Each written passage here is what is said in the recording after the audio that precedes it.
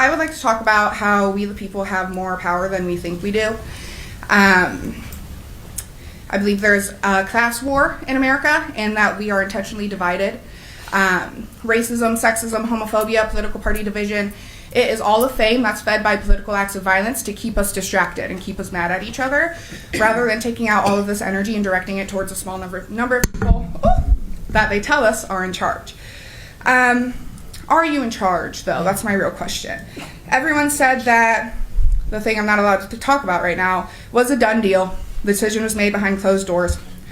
So my question is, if we as a nation openly understand that the people we elect to represent us do not care about us, what do we do now? Now that it's a yes, we did it. We talked for 14 hours and it's still a yes. What do we do?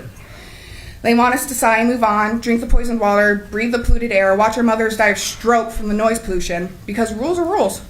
These dozen or so people said death is worth the money, our death is worth the money, so we must oblige. Councilman, I think she's going. I think you're on the edge. I'm on the edge. All right, well, I think you are. So when is enough enough? At what point do we finally say this has gone too far and we will no longer die for their money hoarding? What's our motivation to continue complying? I don't have one anymore. I think we do have a good start to stopping this cycle. It was kind of satisfying watching the suits have to wait another 2 days for a vote they knew was in the bag. We sat here for 14 hours, and after work, all of the things we had to do to get here, the least they could do is put more money into our local businesses, right? The visible anger, the size of annoyance when you realize you'd have to sit through this again. I bet it was frustrating having to hear from the population of the city you plan to infest. I'm sure you are exhausted. I think she's getting. Okay, ma'am. Yes? I think you've now. I got 30. No. I got 30 more seconds. No. Slow it down. Demand answers. The point is disrupting the process. The point is slowing it down. This was the point. You may have thought you won, but the point is slowing it down.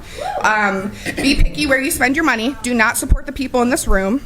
The only people who benefit from our fear of resistance is them. I'm not saying it shouldn't be scary, but I'd rather be scared in the face of change than scared every time they want to build a new death camp. No justice, no peace, and there's no more room in this. There's no justice in the room, so there's no longer room for peace. You're not nice. You murder us.